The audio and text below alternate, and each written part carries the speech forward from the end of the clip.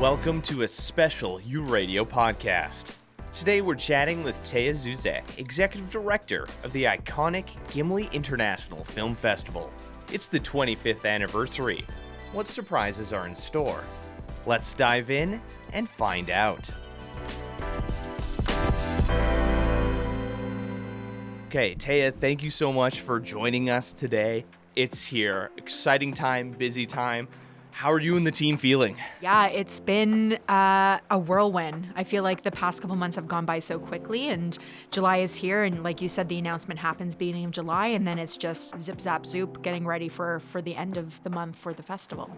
So there's so much exciting things that happen there. You know, we here at Multicultural, we've gone to Gimli several times, seeing how the event has changed and evolved and grown. What are some things that you've noticed and experienced at the Gimli Film Festival? I love that question because it feels very hard to answer sometimes. This is my second year as executive director, and last year it was so nice to see the community feeling, to see how relaxed people feel because it doesn't feel pretentious. People can just be themselves, talk with whomever, and then get inspired that way.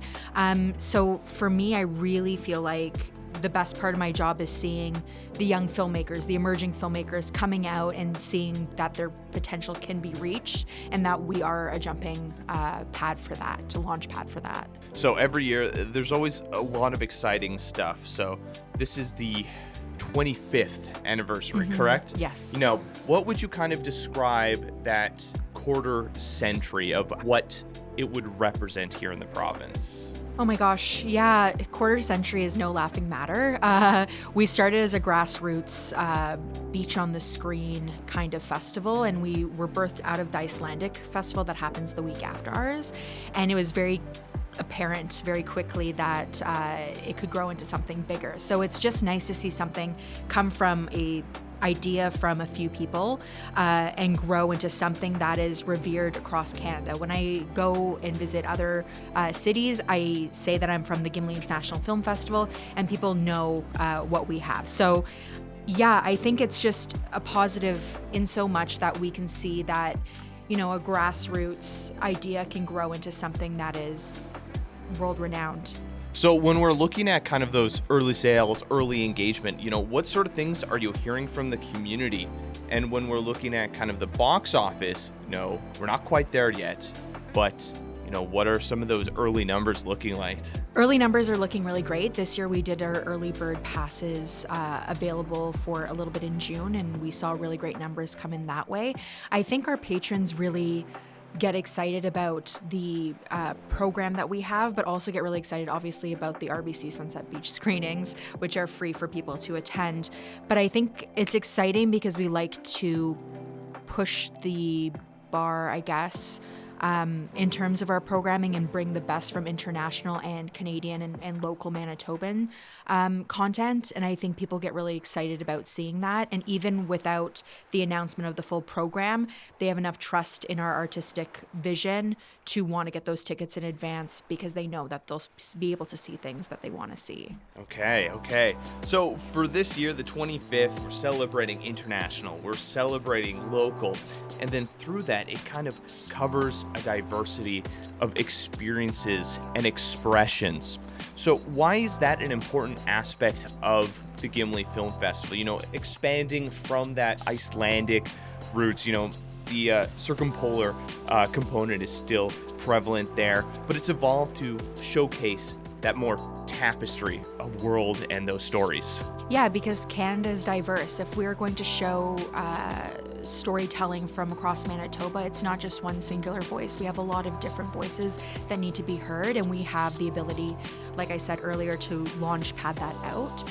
So diversity is really important to us. We have different programming pillars like environmental, social justice, Indigenous, BIPOC, and these are things that guide us in our programming and allows us to kind of see if we hit the markers for things that are valuable to us and valuable to our programming. So we really try to showcase the best storytelling Manitoba has to offer, and it's not one singular voice. We have a lot of different filmmakers that deserve to be heard. Taking those moments, you know, the second year in the job, you know, you're working with, the Indigenous Filmmaking Collective with their shorts competitions. There's a lot of other, like, I think Parade was one of them that was announced.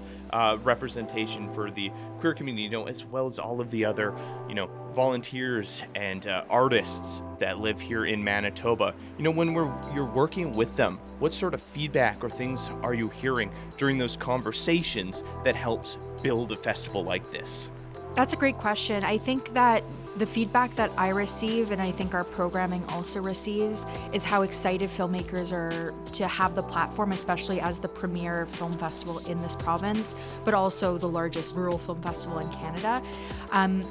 And a lot of these programs, like the Winnipeg Indigenous Filmmakers Collective, have been doing their screening series for years. And it's exciting because it becomes almost like a cult classic event where people know that it's going to be dynamic storytelling. They're going to have laughs. They're going to have tears. Like, it's exciting to be able to do that year after year. Yeah, I think, and then in terms of like Parade, Noam Gonic's film that is not debuting this year, but screening at our festival, and he'll be here for this.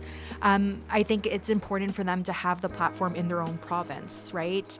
He had great reviews at Hot Docs, and obviously that's very exciting. But I think there's also an excitement level of coming back to Manitoba and showing friends, families, and peers your film as well. Yeah, I think that's an exciting part, that opportunity for audiences to connect directly with the filmmakers and the people who helped create the film. Last year, I remember back in the 2023 era, I know you weren't there yet, but there was one film, Deco Dawson's Diaspora, where they talked about the experience of a Ukrainian refugee coming to Winnipeg, and it was kind of like a twisted version of Winnipeg's North End, someone coming in, and from their perspective, that can be scary sometimes, especially with no one else that speaks your language and you're trying to set in. And I think those moments where you get to see this film and then connect with the director and actors is such a exciting experience that the Gimli Film Fest offers. Yes, totally. And I love that you bring that up, because that story is so localized yet so universal, right? And it's always nice to hear why certain films were made, but it's also nice to hear from the programmers why it was curated. And I think that's a really lovely thing that the film festival also offers, that you're sitting there excited about a film and you might be excited for it because of XYZ, but then a programmer might come out and give their bit about why it was programmed, and then all of a sudden you're excited about ABC, right? So yeah, I love that example, and it's very exciting to have that possibility at the film festival. Well, for all of you listening, you might be excited to find out, what some of the films and programs are this year. Well, you're going to have to check out the next episode where we talk a little bit more about that programming. But kind of moving on from there, the various different events that are featured at the kind of this week-long festival. A ton of different workshops, engagements, and of course, the beach screening. So why don't you tell us a little bit about what people can expect at the 2025 Gimli International Film Festival? Yeah, it's so hard because the programming can take forever to talk about because you get so hyped up about the films, but we also have so much more that we want to offer. So first and foremost, our RBC Sunset Beach screenings happen all 5 days of the festival, and it's free for everybody to attend. And this year we'll have activations every night. So for example, Wednesday, which is going to be the film Best in Show, which is celebrating its 25th anniversary, we're going to have a dog parade, and we'll also have several different rescue organizations there with adoptables. And then we have Space Jam on Friday, and we're going to have an activation from the Sea Bears, and then so forth, so forth. So it's very, very exciting. Every night you'll be stoked to see what we have. And then obviously we have a lot of different competitions. So we have the RBC Emerging Filmmakers competition, which this year went from $10,000 to $15,000, which is really, really cool. And that does not include all the in-kind supplies and services from a variety of different industry partners. This is a free event for people to attend. And it is so much fun to see the 5 people pitching for their films to be made. Obviously, there's only one winner, but it is really exciting to see. And then we have like networking events like the Filmmakers Mingle on our Friday night, or the CMPA is doing a Community Connect event. And then obviously our industry sessions. So our industry sessions have a variety of filmmakers and film industry partners hosting them. And it's an opportunity for emerging and established filmmakers to get a better understanding of, you know, the landscape of filmmaking. So you can see somebody like Ian Bawa talk about making his short into a feature-length film. You can also see a masterclass with Matthew Rankin, whose film Universal Language was met with acclaim this year, or last year rather, end of last year. And then you can also have one-on-one meetings with the National Film Board or the National Screen Institute. So that's really exciting. And then we also have 48-Hour Fest, where filmmakers have made films within 48 hours and they showcase those. That's really fun to see. And then we also have like the Indigenous filmmaker screening, and then the Manitoba Shorts in competition, which is also very exciting because we had a lot of really strong Manitoba shorts this year. Yeah, there's a huge wide variety of different events that people can experience. When designing the events throughout the week, you know, when you're looking at the perspective of longtime visitors who have been visiting, you know, since the beginning, and maybe new people coming in, you know, the province announced that we've had more people stay in Manitoba than leave, so there's newcomers here that might be looking around to see, hey, you know, what's this cool event going on? When you're looking at longtime participants to new participants, when you're going through the events and thinking about how the festival is going to look like, how do you design it that it, you know, engages with people who have been there for a long time, but also attracts those new people to see like, oh, this is something cool? It is a little bit difficult because you have people that are cottage goers, have properties in the Gimli and surrounding area that can stay there for the full 5 days. But then it's a really real thing to understand that there's a lot of different people that want to come up but don't have the ability to do so.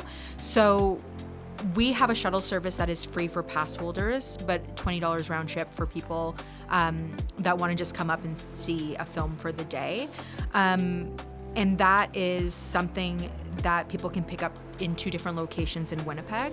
But back to your question, when you're building out the schedule, in terms of accessibility, you have to understand that people most likely will come Friday, Saturday, and Sunday because they might not be working. So we like to put, not premier events, but we like to condense our events in those days because that's most likely when people can come out. But then we want to have enough offerings for Wednesdays, Thursdays, and Sundays as well for people to want to stay. So it's a little bit of a calculation of how do you spread across the 5 days all these things that are happening, but also realize that Friday and Saturday tend to be the most attended because people aren't working and it's their weekend. So that's kind of how we do the planning, the scheduling. And then we also want to have activations that make people want to stay additional days. So for example, this year we're doing a beer garden behind Ship and Plow Tavern in town, and that will provide additional late night entertainment so that if people want to stay longer, there's a place for them to stay, interact with people. Yeah, it's just a lot of thought about accessibility and how to make, I guess it's not the right way to say like the best bang for your buck, but that's kind of what it comes down to. If you're going to pick one day to come out, there has to be multiple things that would entice you to do so. Exactly. You want it to feel worth it to someone. You don't want someone coming in and be like, oh, I guess that was nice. No, especially for 25 years, you want people to come on to be like, wow, yes, that was exciting. That was cool. I learned so much. Yeah. Maybe they're going to come back next year. But also, it's the inspiration, especially for a youth and children who are coming with their parents, seeing these filmmakers, seeing these actors, seeing these films. It could inspire them, and they could be the next people who are pitching next year or submitting a film to the festival. Absolutely, yeah. And we have our young filmmaker screening that happens on Sunday, where local high schools will have students that present their films and participate in a Q&A, which is really exciting, especially if it's your first time showing your filming, the first time talking about your film. We provide that platform and hopefully be able to inspire those youths to continue into filmmaking. But we also have additional youth events this year, like our cereal party on Sunday morning, which will provide kids with a little bit of inspiration and the ability to like make friends, I guess. Yeah, it's really important to me to show young filmmakers that this is a career that is possible. And I think that we really do that by making it a very inviting atmosphere, and also bridge the gap between the established and the emerging filmmakers. Another thing is, when we're looking at 25 years, that kind of capstone big celebration, not a lot of events make it to 25 years. Yes. What were some of those considerations and thoughts, you and the team going into planning the 25th anniversary? Great question. It takes a lot of different players. We have a great board of directors that also have a pretty strong vision of what we should do for 25 years, because many of them have been involved in the festival in various capacities for that amount of time.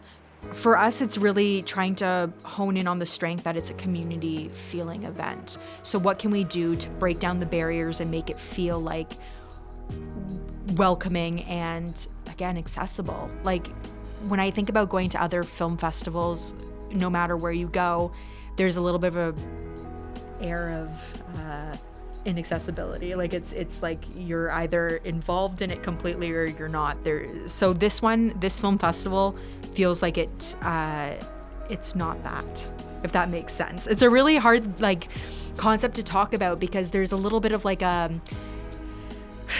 it's a lot about the vibes, right? Yeah, I don't want to say air of prestige, but there's an air of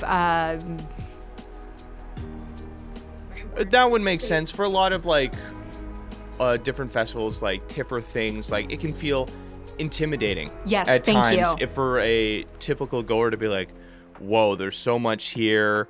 It's kind of busy going all the times. Whereas for my experience and the past years talking with the volunteers and some of the visitors to GIFF, it's that very community focused, Yes. community oriented, that ability that when you show up there, it's like, wow, you're here in the community, you're experiencing it. But there's also all these fun events and things, and when you sit down in the theater, you have this amazing experience that everyone else is having with you. Yes, and thank you, because it also reminds me of last year with our filmmakers mingle. When it was finished and I was talking to some filmmakers, they were saying, oh, I met this editor, we're gonna work on this piece together.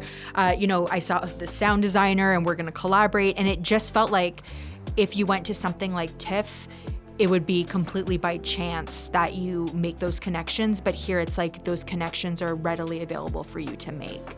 And I think that's really awesome. Touching on that community focus, GIFF would not be the same without the community of Gimli. Of course. Itself. So much to do there. So many amazing, beautiful people, beautiful area.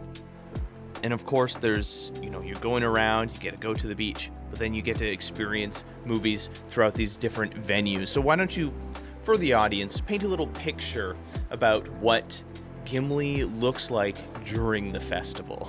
Yes, so Gimli, like you said, is a very quaint little town, but we actually build a few cinemas in spaces within the town, and it's in a 2-block radius. So we have our cinemas with tents built outside, so you know where you're going, but then the rest of the town is activated with, deals and discounts at certain restaurants, but then also the beach is right there. So you have the opportunity to show up, see a film in the morning, and then say, hey, it's a really nice day. Maybe I'll go to the beach for 2 hours, grab some pickerel, and then afterwards go to another event, right? So I think the town is very walkable, which is really great.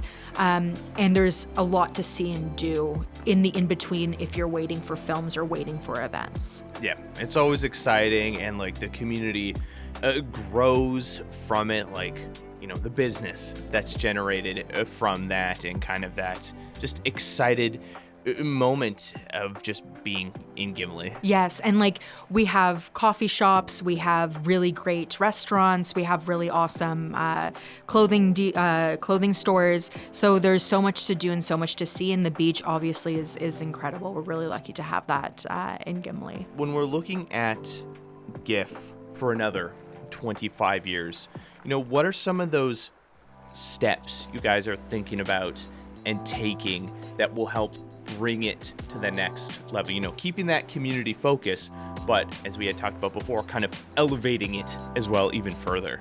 For me, my personal vision for this festival would be to have even more dynamic programming. What that would look like, maybe an additional venue, maybe an additional stream of programming to consider.